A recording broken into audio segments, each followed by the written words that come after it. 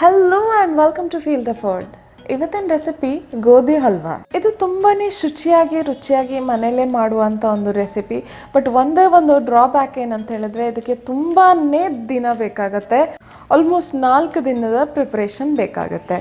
ಈ ರೆಸಿಪಿ ಏನಿದೆ ಇದು ಪ್ರೊಫೆಷ್ನಲಿ ಮಾಡೋರ ಹತ್ರ ಕೇಳಿ ಮಾಡಿ ಕಲ್ತಂಥ ರೆಸಿಪಿ. ಈ ಗೋಧಿ ಹಲ್ವಾ ಮಾಡಲಿಕ್ಕೆ ನಾನಿಲ್ಲಿ 250 ಗ್ರಾಮ್ಸ್ ಅಥವಾ 1/4 kg ಆಗೋಷ್ಟು ಗೋಧಿ ತೊಗೊಂಡಿದ್ದೀನಿ. ಇದು ಇಡೀ ಗೋಧಿ, ಹಾಗೆ ಇದ್ದಿದ್ರಲ್ಲೇ ಒಳ್ಳೆ ಕ್ವಾಲಿಟಿದು, ಕಾಸ್ಟ್ಲಿದು. ಇನ್ನು ಕಪ್ ವೈಸ್ ಮೆಜರ್ಮೆಂಟ್ ಹೇಳಬೇಕಂತ ಹೇಳಿದ್ರೆ ಇದು 1/4 ಕಪ್ಪಷ್ಟು ಬರುತ್ತೆ. ಇನ್ನು ಈ ಗೋಧಿನ ಚೆನ್ನಾಗಿ ತೊಳ್ಕೊಬೇಕಾಗತ್ತೆ. ಇದನ್ನು ಚೆನ್ನಾಗಿ ತೊಳೆದ ನಂತರ ಇದಕ್ಕೆ 2ರಿಂದ 3 ಕಪ್ ಆಗೋಷ್ಟು ನೀರು ಸೇರಿಸ್ತಾ ಇದ್ದೀನಿ. ಹಾಗೆ ಇದನ್ನು 24 ಗಂಟೆ ನೆನೆ ಹಾಕಲಿಕ್ಕೆ ಬಿಡ್ತಾ ಇದ್ದೀನಿ. ಒಂದಿನ ಪೂರ್ತಿಯಾಗಿ ನೆನೆ ಹಾಕಲಿಕ್ಕೆ ಬಿಡಬೇಕಾಗತ್ತೆ. ಇನ್ನು ಒಂದು ದಿನ ಆದಮೇಲೆ ಈಗ ನೋಡ್ತಿರ್ಬೋದು ನೀವು, ಗೋಧಿ ಏನಿದೆ ಅದು ನೀರನ್ನೆಲ್ಲ ಕುಡಿದು ದಪ್ಪ ಆಗಿದೆ. ಹಾಗೆ ಇದರಲ್ಲಿರುವಂಥ ನೀರೇನಿದೆ ಅದನ್ನು ಡಿಸ್ಕಾರ್ಡ್ ಮಾಡಬೇಕಾಗತ್ತೆ. ಹಾಗೆ 1-2 ಸಲ ತೊಳಿಬೇಕಾಗತ್ತೆ. ತೊಳೆದಿರೋ ಗೋಧಿ ಏನಿದೆ ಅದನ್ನು ಗ್ರೈಂಡ್ ಮಾಡಬೇಕಾಗತ್ತೆ. ನೀವು ಮಿಕ್ಸರಲ್ಲಿ ಕೂಡ ಮಾಡ್ಬೋದು, ಹಾಗೆ ಗ್ರೈಂಡರಲ್ಲಿ ಕೂಡ ಮಾಡ್ಬೋದು. ನಾನಿಲ್ಲಿ ಗ್ರೈಂಡರ್ ಯೂಸ್ ಮಾಡ್ತಾ ಇದ್ದೀನಿ. ಇದಕ್ಕೆ ಬೇಕಾದಷ್ಟು ನೀರು ಹಾಕಿ ನುಣ್ಣಗೆ ಅರಿಬೇಕಾಗತ್ತೆ.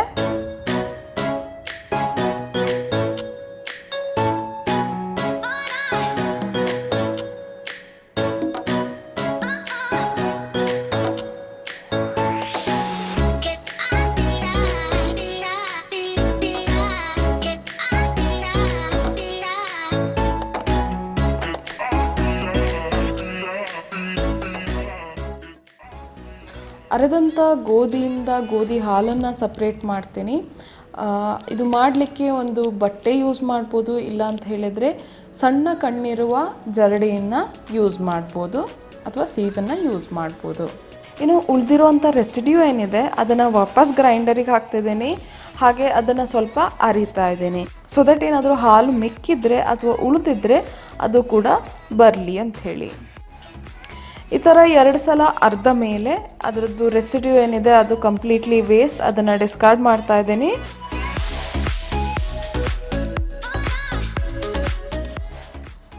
ಈ ಹಾಲೇನಿದೆ ಅದನ್ನು ಇನ್ನೊಂದು ಸಲ ಜರಡಿ ಹಿಡಿತಾ ಇದ್ದೀನಿ. ಹಾಗೆಯೇ ಇದಕ್ಕೆ 1ರಿಂದ 2 ಕಪ್ ಆಗೋಷ್ಟು ನೀರನ್ನು ಕೂಡ ಸೇರಿಸ್ತಾ ಇದ್ದೀನಿ.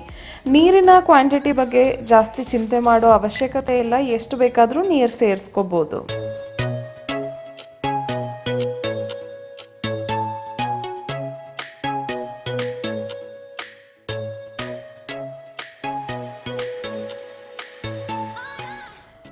ಈಗ ಬಂದಿರೋಂಥ ಹಾಲಿಗೆ ಆಲ್ರೆಡಿ ನಾವು ನೀರು ಸೇರಿಸಿದ್ದೀವಿ. ಇದನ್ನು ಇನ್ನು 24 ಗಂಟೆ ಅಂತ ಹೇಳಿದರೆ ಒಂದಿನ ಹಾಗೇ ಬಿಡಬೇಕಾಗತ್ತೆ. ಒಂದು ದಿನ ಆದಮೇಲೆ ಇದರಲ್ಲಿ ಮೇಲೆ ನಿಂತಿರುವ ನೀರೇನಿದೆ ಅದನ್ನು ಮತ್ತೆ ಸಪ್ರೇಟ್ ಮಾಡಬೇಕಾಗತ್ತೆ.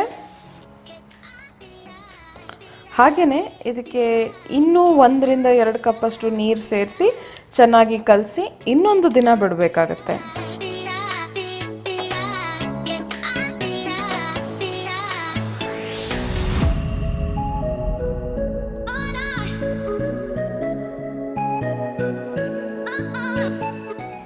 ಈಗ 4ನೇ ದಿನ.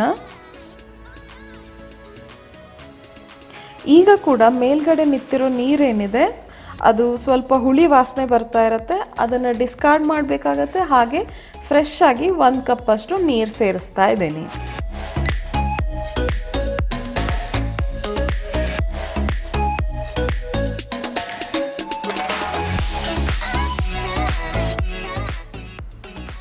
ಹಲ್ವಾ ಶುರು ಮಾಡಲಿಕ್ಕಿಂತ ಮುಂಚೆ ನಾನಿಲ್ಲಿ ಗೋಡಂಬಿ ಹಾಗೂ ಬಾದಾಮಿನ ಫ್ರೈ ಮಾಡ್ತಾ ಇದ್ದೀನಿ ತುಪ್ಪದಲ್ಲಿ.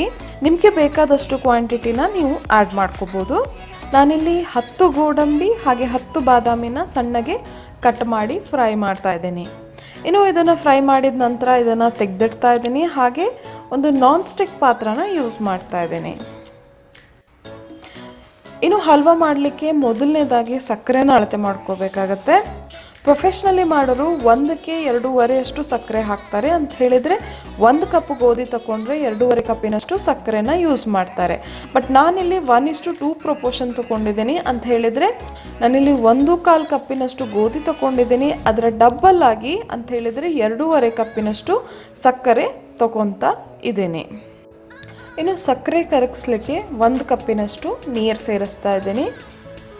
ಈ ಪಾಕ ಏನಿದೆ ಅದು ಸಣ್ಣದಾಗಿ ಒಂದೆಳೆ ಕನ್ಸಿಸ್ಟೆನ್ಸಿ ಬರಬೇಕು ಅಥವಾ ಒಂದೆಳೆ ಪಾಕ ಬರಬೇಕು. ಸಣ್ಣದಾಗಿ ಬಂದರೆ ಸಾಕು. ಈಗ ವೆರಿ ಇಂಪಾರ್ಟೆಂಟ್ ಇಂಗ್ರೀಡಿಯೆಂಟ್, ಇದು ನಿಂಬೆ ಹಣ್ಣಿನ ರಸ. ಈ ನಿಂಬೆ ರಸ ಹಾಕೋದ್ರಿಂದ ನಿಮ್ಮ ಹಲ್ವಾ ಏನಿದೆ ಅದಕ್ಕೊಂದು ಒಳ್ಳೆ ಕನ್ಸಿಸ್ಟೆನ್ಸಿ ಬರುತ್ತೆ. ಗೋಧಿ ಹಲ್ವಾ ಯಾವಾಗಲೂ ನಾರಾಗಿರುತ್ತೆ ಅಥವಾ ರಬ್ಬರ್ ಥರ ಇರುತ್ತೆ ಅಥವಾ ಚೀವಿಯಾಗಿರುತ್ತೆ. ಆ ಕನ್ಸಿಸ್ಟೆನ್ಸಿ ಬರೋದು ಲೆಮನ್ ಹಾಕೋದ್ರಿಂದನೇ. ಇನ್ನು ಇದನ್ನು ಒಂದ್ಸಲ ಮಿಕ್ಸ್ ಮಾಡ್ತಾ ಇದ್ದೀನಿ. ಹಾಗೆ ಇನ್ನು ನೆಕ್ಸ್ಟ್ ಇದಕ್ಕೆ ನಮ್ಮ ಗೋಧಿ ಹಾಲೇನಿದೆ ಅದನ್ನು ಸೇರಿಸ್ತಾ ಇದ್ದೀನಿ. ಇದನ್ನು ಚೆನ್ನಾಗಿ ಕಂಟಿನ್ಯೂಸ್ ಆಗಿ ಮಿಕ್ಸ್ ಮಾಡ್ತಾನೆ ಇರಬೇಕು. ಹಾಗೆ ಕಲರಿಗೋಸ್ಕರ ನಾನಿಲ್ಲಿ ಆರೆಂಜ್ ಫುಡ್ ಕಲರ್ನ ಹಾಕ್ತಾ ಇದ್ದೀನಿ. ಅರ್ಧ ಚಮಚದಷ್ಟು ಸೇರಿಸ್ತಾ ಇದ್ದೀನಿ. ಇನ್ನು ಇದು ತಳ ಹಿಡಿತಿದೆ ಅಂತ ಅನಿಸಿದಾಗಲೆಲ್ಲ ನೀವು ಸ್ವಲ್ಪ ಸ್ವಲ್ಪ ತುಪ್ಪನ ಸೇರಿಸ್ಬೇಕಾಗತ್ತೆ. ಇಲ್ಲಿ ಪೂರ್ತಿ ರೆಸಿಪಿಗೆ ನಾನು ಯೂಸ್ ಮಾಡಿರೋದು 200 ml ಆಗೋಷ್ಟು ತುಪ್ಪ. ಇದು ತುಂಬಾ ಧಾರಾಳವಾಗಿ ನಾನು ಯೂಸ್ ಮಾಡಿದ್ದೀನಿ. ಇಷ್ಟು ಅಗತ್ಯ ಇಲ್ಲ. ನೀವು 100 to 150 ml ಒಳಗಡೆ ಅಡ್ಜಸ್ಟ್ ಮಾಡ್ಬೋದು ಈ ಕ್ವಾಂಟಿಟಿಗೆ.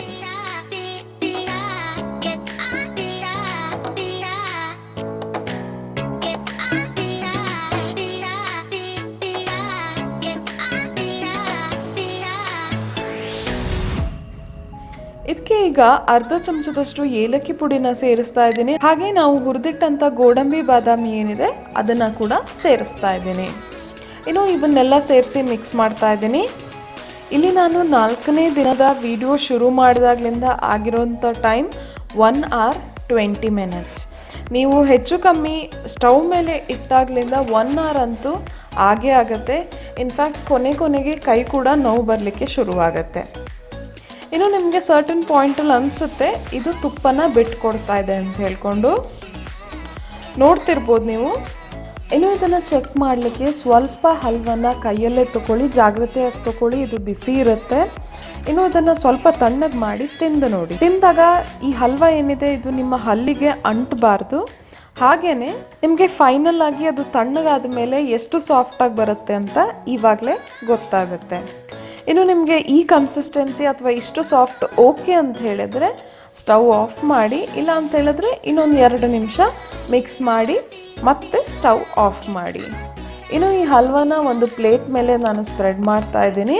ಹಾಗೆ ಇದಕ್ಕೆ ಮೊದಲೇ ನಾನು ಬೇಕಿಂಗ್ ಪೇಪರ್ನ ಹಾಕಿಟ್ಟಿದ್ದೀನಿ. ಬೇಕಿಂಗ್ ಪೇಪರ್ ಹಾಕೋದು ಅವಶ್ಯಕತೆ ಇಲ್ಲ. ನಾವು ಧಾರಾಳವಾಗಿ ತುಪ್ಪ ಹಾಕಿದ್ರಿಂದ ಇದು ಆರಾಮಾಗಿ ಎದ್ದು ಬರುತ್ತೆ. ಇನ್ನು ಹಾಕಿದಂಥ ಹಲ್ವನ 1 to 2 hours ಹಾಗೆ ನಾನು ತಣ್ಣಗಾಗ್ಲಿಕ್ಕೆ ಬಿಡ್ತೀನಿ. ನೀವು ಫ್ರಿಜ್ಜಲ್ಲಿ ಕೂಡ ಇಡ್ಬೋದು. ಇನ್ನು ಇದು ತಣ್ಣಗಾದ ಮೇಲೆ ನಿಮಗೆ ಬೇಕಾಗಿರೋ ಸೈಜಿಗೆ ಕಟ್ ಮಾಡ್ಕೋಬೇಕು. ನಾನಿಲ್ಲಿ ವಿಡಿಯೋ ಮುಗಿಸೋ ಹರಿಬರಿಲಿ ಸ್ವಲ್ಪ ಬೇಗನೆ ಕಟ್ ಮಾಡ್ತಾ ಇದ್ದೀನಿ. ಇನ್ಫ್ಯಾಕ್ಟ್ ಖಾಲಿ 1/2 hour ಅಷ್ಟೇ ಬಿಟ್ಟಿದ್ದು, ಇನ್ನು ಪೂರ್ತಿಯಾಗಿ ತಣ್ಣಗಾಗಲಿಲ್ಲ. ನಿಮಗೇನು ಅರ್ಜೆಂಟ್ ಇಲ್ಲ ಅಂತ ಹೇಳಿದ್ರೆ ಅದನ್ನು ಒಂದು ದಿನ ಹಾಗೆ ಬಿಡಿ. ಹಾಗೆ ನೆಕ್ಸ್ಟ್ ದಿನ ಅದನ್ನು ಕಟ್ ಮಾಡಿಕೊಂಡು ಸರ್ವ್ ಮಾಡಿ ತಿನ್ಬೋದು. ಇನ್ನು ಕೊನೆಯದಾಗಿ ವಿಡಿಯೋನ ದಯವಿಟ್ಟು ಲೈಕ್ ಮಾಡಿ, ಶೇರ್ ಮಾಡಿ ನಿಮ್ಮ ಫ್ಯಾಮಿಲಿ ಫ್ರೆಂಡ್ಸ್ ಜೊತೆ. ಹಾಗೆ ಕೆಳಗಡೆ ಕಮೆಂಟ್ ಮಾಡಿ. ಇನ್ನು ನೀವಿನ್ನೂ ನನ್ನ ಚಾನಲ್ಗೆ ಸಬ್ಸ್ಕ್ರೈಬ್ ಮಾಡಲಿಲ್ಲ ಅಂದರೆ ದಯವಿಟ್ಟು ಸಬ್ಸ್ಕ್ರೈಬ್ ಮಾಡಿ. Thank you so much for watching. I'll see you in another video.